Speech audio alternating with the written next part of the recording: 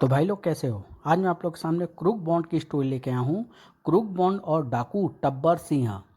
चलिए कहानी स्टार्ट करते हैं। फुर्सत के दिन थे। क्रूक बॉन्ड अपने शानदार ऑफिस में बैठा बोर हो रहा था कि तभी आओ आओ प्यारे मोटू, बड़ी लंबी उम्र है तुम्हारी, मैं अभी अभी तुम्हें ही याद कर रहा था। खैरियत तो है बॉन्ड भैया? यार बाकी तो सब खैरियत है, सिवाय इसके कि आजकल कोई केस वेस न होने के कारण पड़े पड़े बोर हो रहा था। पर मोटू भाई, आज मैंने इतना शानदार प्रोग्राम बनाया है कि तुम सुनोगे तो मारे खुशी के ब्रेक डांस करने लगोगे। अच्छा, क्या प्रोग्राम बनाया है? मोटू भाई, आज हम दोनों पिकनिक मनाने बिसेन की झील जाएंगे। अरे वाह, वाकई क्या शानदार प्रोग्राम बनाया है बॉन्ड भैया आपने, याहू। फिर थोड़ी देर बाद दोनों मोटरसाइकिल पर बैठे बिसेन झील की ओर उड़े जा रहे थे। शीघ्र ही वह झील के किनारे थे। वाह क्या सुंदर स्थान है। मोटू, मोटरसाइकिल से सारा सामान उतार ला, अभी लाया बॉन्ड भैया। फिर जैसे ही मोटू मोटरसाइकिल से सामान लेकर आया, क्रूक बॉन्ड ने झोले से वॉट 69 की बोतल निकाल ली। यह क्या है बॉन्ड भैया? शराब? अबे मोटू, अक्ल के, यह शराब नहीं बल्कि दिमागी तेल है। तू शायद नहीं जानता कि अपना गुरु जेम्स बॉन्ड जब भी किसी खतरनाक अभियान पर निकलता था तो इसी तेल का इस्तेमाल करके निकलता था, और जब लौटता था तो सफल होकर। समझ में आई तेरे इस तेल की विशेषता? पर बॉन्ड भैया, यदि फूफा जी को इसका पता लग गया तो तुम्हारी खैर नहीं होगी। पता लगता है तो लग जाने दो, मैं अपने भविष्य के निश्चित सफलता के लिए प्रत्येक वो कार्य करूंगा जो बड़े बड़े धुरंधर जासूस करते हैं या करते रहे हैं। फिर क्रूक बॉन्ड ने थोड़ी सी शराब गिलास में डाली और गिलास मुंह से लगा लिया। प्लीज बॉन्ड भैया, अब भी समय है, मान जाओ। चुप बे, कितनी बार कहा है कि खाते पीते समय टोका मत कर। तभी बचाओ बचाओ। अरे ये नारी चीख कैसी? लगता है कोई नारी मुसीबत में है, चलो देखते हैं। परंतु इससे पहले कि वे चीख की दिशा में बढ़ते, बचाओ क्रूक बॉन्ड, मुझे बचा लो। हैं खूबसूरत परी, पर ये मेरा नाम कैसे जानती है? परी रानी, आप घबराइए नहीं, मुझे बताइए कि आपको क्या कष्ट है और आप मुझे कैसे जानती हैं। मैं परियों की राजकुमारी हेलन हूँ। तुम्हारी बहादुरी भरे कारनामों को सुनकर मैं परी लोक से तुम्हारे ऑटोग्राफ लेने आई थी कि हाय बचाओ, वह मुझे उठाकर ले जाएगा।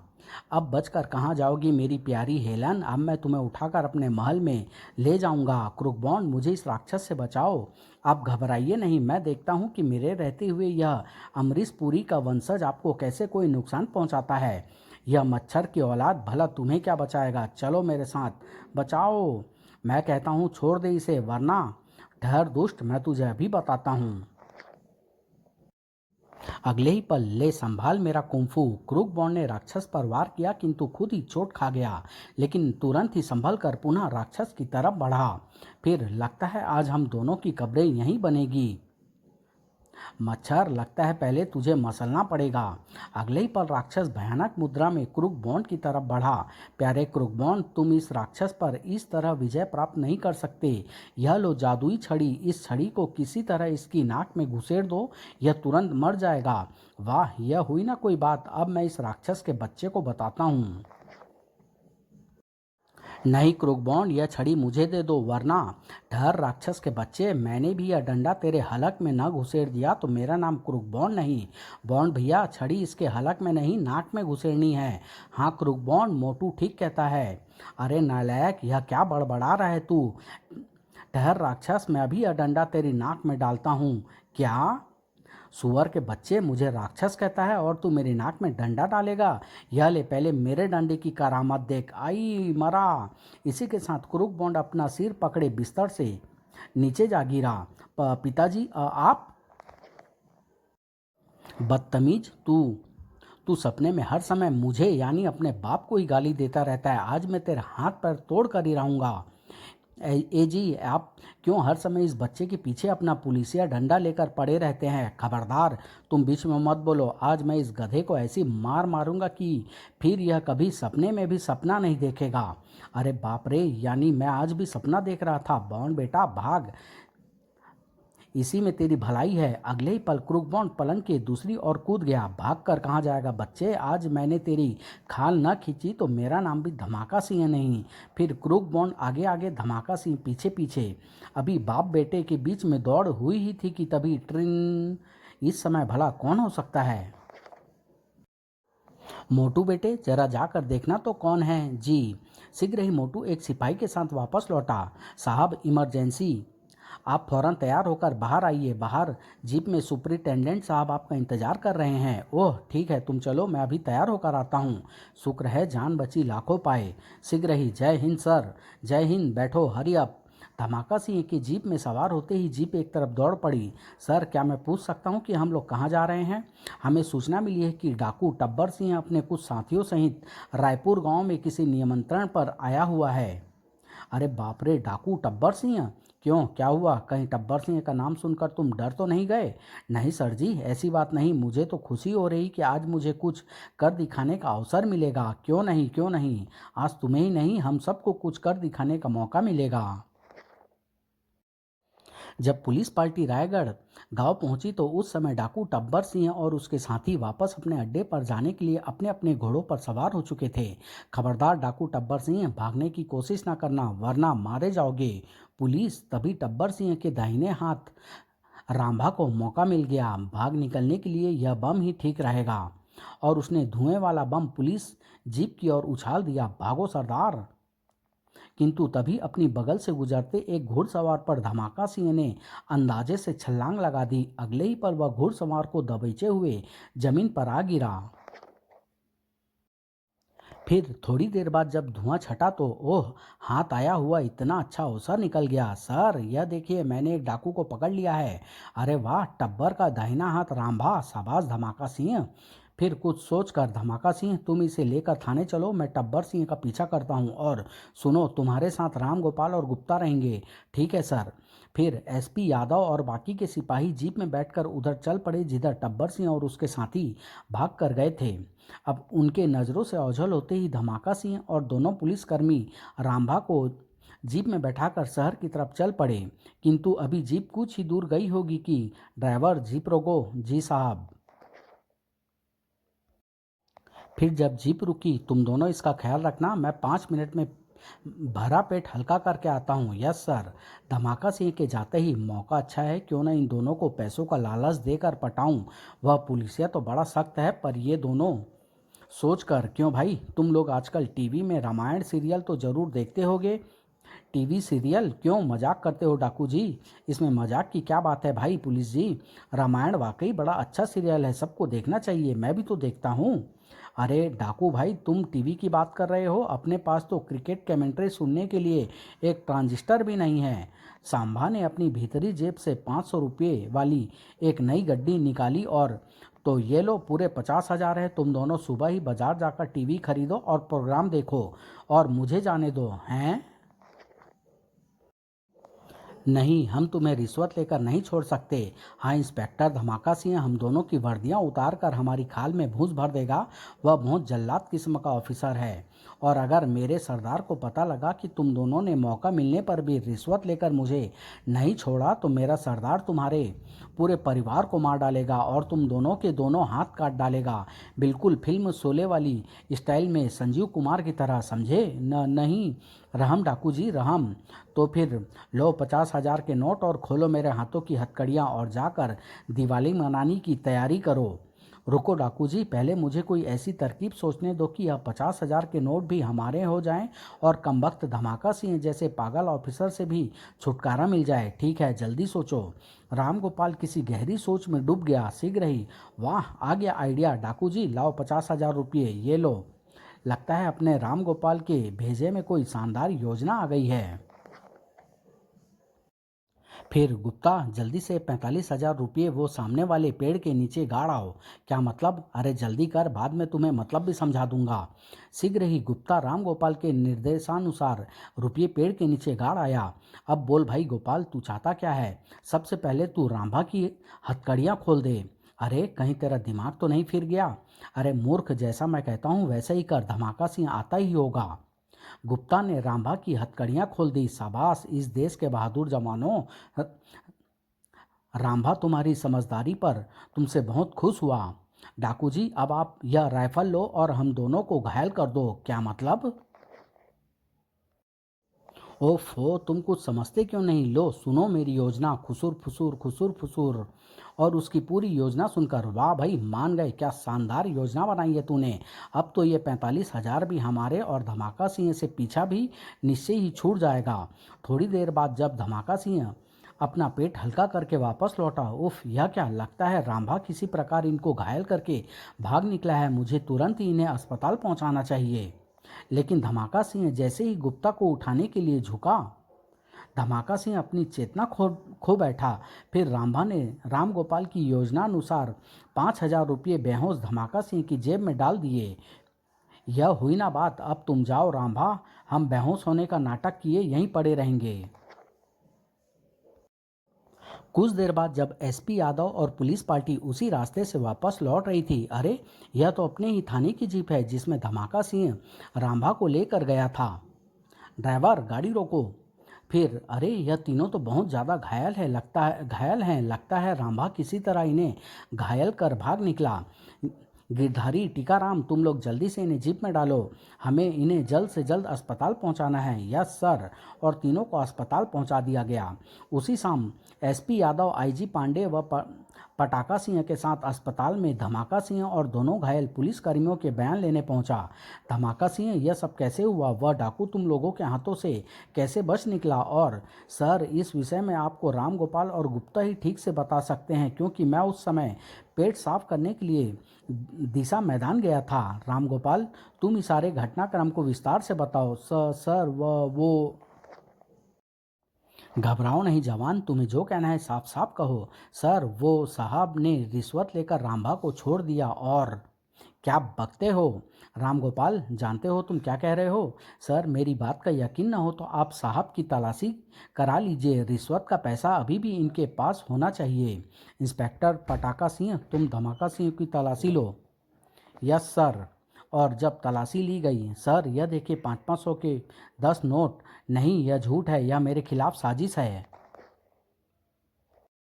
धमाका सिंह, अब तुम चुप रहोगे। हाँ तो राम गोपाल, अब तुम पूरी बात बताओ। सर इंस्पेक्टर साहब और रामभा जीप में पीछे बैठे हुए आपस में गुफ्तगू कर रहे थे। वे क्या बात कर रहे थे यह तो मुझे नहीं मालूम, किंतु थोड़ी ही देर बाद पीछे जीप में बैठा गुप्ता एकाएक चीख पड़ा। मैंने घबरा कर जीप रोक दी, लेकिन जब तक मैं कुछ सोचूं समझूं, राइफल की कुंदा मेरे सिर से टकराया। उसके बाद मुझे कुछ होश नहीं रहा। हाँ, बेहोश होने से पूर्व मैंने देखा कि रामभा साहब को 500 के नोट दे रहा था। इंस्पेक्टर, तुम धमाका सिंह को रिश्वत लेने के जुर्म में गिरफ्तार कर लो। सर आप मेरी बात पर यकीन कीजिए, मैं निर्दोष हूँ। यह सब मेरे खिलाफ एक षड्यंत्र है। तुम्हें अपनी सफाई में जो कुछ कहना है अब वह अदालत में ही कहना। किंतु सर इंस्पेक्टर, गिरफ्तार कर लो इसे। सबूतों और गवाहों के बयानात से यह बात बिल्कुल स्पष्ट हो जाती है कि धमाका सिंह ने ही रिश्वत लेकर डाकू रामभा को जानबूझकर भाग जाने का मौका दिया है।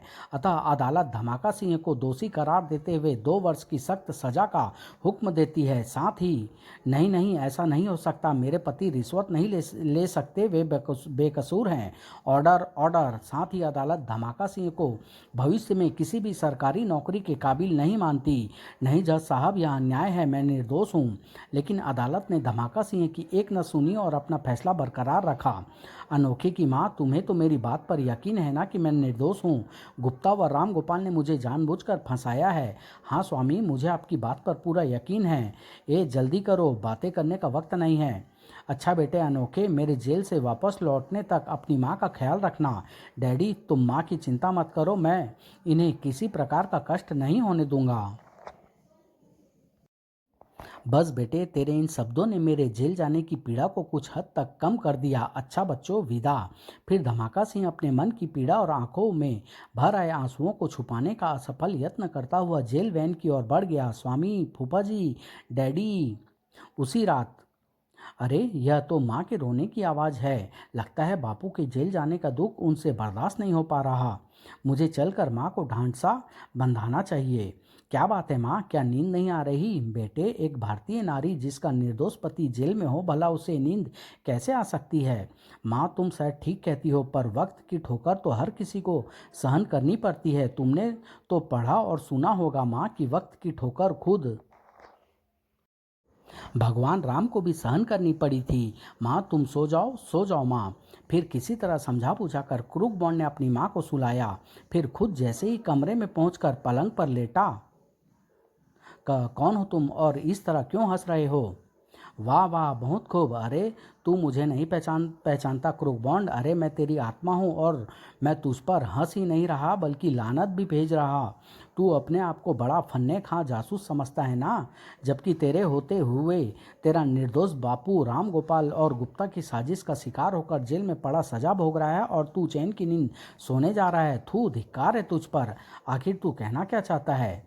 यही कि अगर तुझ में जरा भी शर्म और अक्ल बाकी है तो अपने बाप को निर्दोष साबित करो और उन्हें बिना कसूर सजा भुगतने से बचा लो। पर कैसे?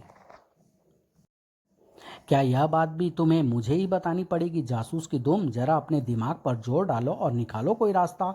और इसी के साथ अट्टहास करती हुई उसकी आत्मा पुनः उसके शरीर में विलीन हो गई। फिर उस रात कुरुकबॉन्ड की आंखों में नींद नहीं आई। मैं साबित करके ही रहूंगा कि मेरा बाप निर्दोष है, इसके लिए चाहे मुझे कुछ भी क्यों न करना पड़े। फिर क्रूकबॉन्ड अपने पिता को निर्दोष साबित करने का मन ही मन कोई योजना बनाने लगा और शीघ्र ही न जाने क्या सोचकर उसकी आंखें चमकने लगी। और सुबह नाश्ते की मेज पर, अबे मोटू जरा जल्दी जल्दी मुंह चला, हमें पटाखा अंकल से मिलने चलना है। क्यों मोटू, क्या तुझे नहीं लगता कि बापू को रिश्वत के जुर्म में फंसाना गुप्ता और रामगोपाल की साजिश थी? बेशक वह एक साजिश थी, क्योंकि मेरे फूफा जी इतने मूर्ख नहीं हैं कि वे इतने बड़े डाकू को सिर्फ 5,000 रुपये की रिश्वत लेकर उसे छोड़ देते। कम से कम 50,000 तो। हे भगवान, इसे कब अक्ल आएगी? फिर थोड़ी ही देर बाद वे थानेदार पटाका सिंह से मिलने जा रहे थे। शीघ्र ही, नमस्ते अंकल। अरे क्रूकबॉन्ड, तुम आओ आओ बैठो। कहो कैसे आना हुआ? इंस्पेक्टर अंकल, मैं आपसे रायगढ़ गांव में उस व्यक्ति का नाम जानने आया था जिसके यहाँ अमावस की रात को डाकू टब्बर सिंह और उसके साथी दावत पर आए हुए थे, चौधरी रणधीर सिंह। क्या आपने उसे टब्बर सिंह से संबंध रखने के आरोप में गिरफ्तार किया? नहीं, क्योंकि हमारे पास उसके विरुद्ध कोई प्रमाण नहीं है। लेकिन तुम यह सब बात क्यों पूछ रहे हो? बस ऐसे ही। कुछ तो बात है क्रूकबॉन्ड। क्या मैं तुम्हें जानता नहीं? हाँ, यह बात अलग है कि तुम मुझे इस बारे में कुछ बताना नहीं चाहते। ऐसी कोई बात नहीं अंकल। अच्छा हम चलते हैं, नमस्ते। ठीक है, जैसा तुम उचित समझो।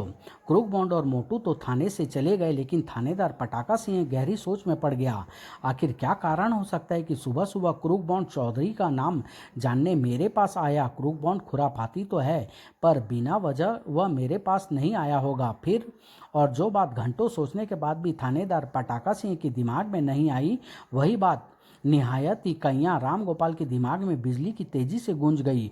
हो न हो यह जासूस की दुम अपने बाप को निर्दोष साबित करने के लिए चौधरी रणधीर सिंह तक पहुंचना चाहता है, ताकि यह उससे डाकू टब्बर सिंह के गिरोह के विषय में जानकारी हासिल कर सके। किंतु इससे पहले कि वह रायगढ़ गांव पहुंचे, मैं चौधरी को सतर्क किए देता हूं। वह खुद ही उससे निपटने की कोई इंतजाम अवश्य करेंगे। रामभा ने भी ऐसा ही कहा था। इधर क्रूकबॉन्ड थाने से सीधा बाजार पहुंचा और प्लास्टिक की खिलौनों वाली दुकान से प्लास्टिक के किंतु कुछ हद तक असली लगने वाले 2 रिवाल्वर खरीदे। पता नहीं बॉन्ड भैया किस चक्कर में हैं। घर पहुंचकर क्रूकबॉन्ड ने अपनी ज़रूरत का कुछ सामान जल्दी जल्दी एक थैले में डाला और चल मोटू जल्दी कर, तू भी अपनी ज़रूरत का थोड़ा बहुत सामान साथ ले ले, क्योंकि कुछ दिनों के लिए हम यह शहर छोड़ रहे हैं। क्या मतलब? हम शहर छोड़कर कहाँ जाएंगे? अबे मरा क्यों जा रहा है? रास्ते में सब बता दूंगा, पहले घर से तो निकल। मोटू चुपचाप अपनी ज़रूरत का सामान पैक करने लगा। शीघ्र ही, बॉन्ड भैया अब तो बता दो हम चल कहाँ रहे हैं, वरना मेरे पेट में दर्द होने लगेगा। हम डाकू टब्बर सिंह और उसके साथियों को, खास तौर से टब्बर सिंह के दाहिने हाथ डाकू रामभा को गिरफ्तार करने चल रहे हैं, वो भी जिंदा गिरफ्तार करने आए। क्रूक बॉन्ड की पूरी बात सुनकर मोटू चलती मोटरसाइकिल से 5 फुट हवा में उछल गया। और इस बात का एहसास होते ही क्रूकबॉन्ड ने बिजली की तेजी से अपनी मोटरसाइकिल रोकी और पलटा, किंतु तब तक धड़ाम, हाय मर गया। सत्यानाश! ओ मेंढक की औलाद, तू बेमौसम ही क्यों फुदकने के लिए सड़क पर निकल आया? ज ज जी मैं, आह मर गया, आह।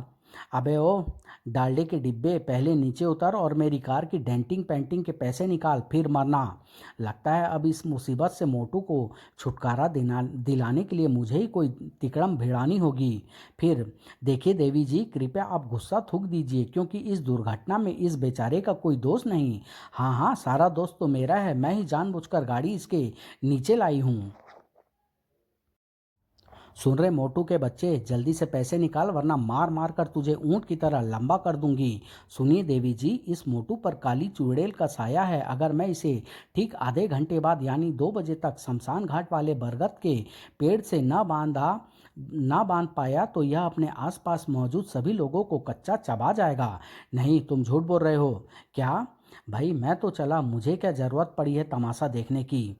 क्रूकबॉन्ड की बात सुनकर वहां एकत्रित तमाशबीनों की भीड़ तुरंत ही छंट गई। ठीक है देवी जी, अगर आपको मेरी बात का विश्वास नहीं तो बंदा चला। वैसे भी अब मैं इसे लेकर 2 बजे तक शमशान घाट वाले बरगद तक नहीं पहुंच सकता। अतः आप इससे अपनी गाड़ी की डेंटिंग पेंटिंग की कीमत अच्छी तरह वसूल कीजिए। क्रूकबॉन्ड जैसे ही अपनी मोटरसाइकिल की ओर बढ़ा, अरे अरे ठहरो, इसे भी साथ लेते जाओ, मुझे नहीं चाहिए इससे अपनी कार की डेंटिंग पेंटिंग का हर्जाना। मैं भी चली, कहकर वह महिला अपनी कार की तरफ ऐसे भागी मानो उसने सचमुच ही कोई भूत देख लिया हो। हे भगवान, इस भरी जवानी में कहाँ मरने जा रही थी। वाकई बॉन्ड भैया, मज़ा आ गया, मज़ा आ गया, कैसे बेवकूफ़ बनाया इसे। अब अबे मजे के बच्चे, चल जल्दी से मोटरसाइकिल पर बैठ जा वरना मोटी पलट कर वापस आ गई तो तेरी खैर नहीं होगी। अरे बाप रे, मोटू लपक कर पीछे बैठ गया और मोटरसाइकिल एक बार फिर सड़क पर दौड़ने लगी। यदि एक बार रामभा जीवित मेरी पकड़ में आ गया तो उसे हर हालत में कबूल करना पड़ेगा कि मेरा बाप निर्दोष है। और इधर सिपाही राम गोपाल का गुप्त रूप से भिजवाया पत्र जब रायगढ़ के चौधरी राम रणधीर सिंह को मिला। चौधरी साहब, अपने आप को एक जासूस समझने वाला एक लड़का आपकी टो में शहर से चल पड़ा है। वह आपके जरिए डाकू टब्बर सिंह के गिरोह तक पहुंचना चाहता है। सावधान, लड़का बहुत खतरनाक है। आगे आप जाने, आपका काम जाने। आपका शुभ चिंतक। मुझे तुरंत ही इस बात की खबर टब्बर सिंह तक पहुंचानी चाहिए, फिर वह खुद ही इस लड़के से निपट लेगा। जल्दी ही टब्बर सिंह के अड्डे पर चौधरी साहब का संदेश पहुंचा। सरदार, रायगढ़ के चौधरी का संदेश आया है कि शहर का कोई जासूस छोकरा अपने गिरोह तक पहुंचना चाहता है। क्या? एक छोकरी की इतनी हिम्मत? अरे ओ सांभा, क्यों ना उस छोकरे के चौधरी से मिलने से पहले हम लोग ही उससे मिल लें। सरदार, हम तुम्हारा मतलब समझ गए, किंतु अब लगता है उस शहरी छोकरे को समाप्त कर देने भर से ही हमारी समस्या खत्म नहीं हो जाएगी, क्योंकि जिस तरह यह छोकरा समझ रहा है कि हमारा कुछ न कुछ गठजोड़ चौधरी से है, उसी तरह कभी न कभी यह बात पुलिस को भी सूझेगी और वह चौधरी तक अवश्य पहुंचेगी। और सरदार, यह बात तो आप भी जानते हैं कि चौधरी हमारे सारे ठिकानों के बारे में जानता है और वह कितना बहादुर किस्म का आदमी है। तुम कहना क्या चाहते हो रामभा? यही कि चौधरी कभी भी हमारी मौत का कारण बन सकता है, इसलिए क्यों न हम उस लड़के से मिलने की जगह चौधरी से मिलने चलें, ताकि भविष्य में हमें कभी यह खतरा न रहे कि कोई चौधरी के जरिए हम तक पहुंच सकता है। अरे वाह रे रामभा, क्या दिमाग पाया है तूने। साथियों, रायगढ़ चलने की तैयारी करो। और कुछ ही देर बाद डाकू दल चौधरी की हवेली में था। आहा, आप, अच्छा हुआ सरदार जो आप आ गए। अब मैं देखता हूँ कि वह जासूस छोकरा मेरा क्या बिगाड़ सकता है। चौधरी, मैं जानता हूँ तुम उस जासूस छोकरे से डर गए हो। तत्पश्चात चलो साथियों। अगले ही पल डाकू टब्बर सिंह और उसके साथी अपने पीछे धूल का गुबार छोड़ते हुए जंगल की ओर चल पड़े। और डाकुओं के जाने के थोड़ी देर बाद ही लगता है यहाँ कोई दुर्घटना घटी है। हाय मेरे स्वामी, ए भाई, रोना धोना कैसा है? गांव के चौधरी को डाकू टब्बर सिंह और उसके साथी मार कर चले गए हैं। क्या? तो इसका मतलब डाकू टब्बर सिंह के गिरोह तक पहुंचने की वह कड़ी समाप्त हो गई जिसकी उम्मीद लेकर मैं शहर से यहाँ आया था। अब मैं क्या करूं? क्या वापस शहर लौट जाऊं या क्या क्रूकबॉन्ड वापस शहर लौट गया? क्या क्रूकबॉन्ड डाकू टब्बर सिंह तक पहुंचने में सफल हुआ? क्या क्रूकबॉन्ड अपने पिता को निर्दोष साबित कर सका? और क्या क्रूकबॉन्ड सिपाही राम गोपाल और गुप्ता को अपने सुनहरे जाल में फंसाकर कानून को सौंप सका? इस सब प्रश्नों का उत्तर जानने के लिए नेक्स्ट भाग का इंतजार कीजिए। क्रूक बॉन्ड और सुनहरा जाल, जो बहुत जल्द आप लोग के सामने लेके आऊँगा। धन्यवाद।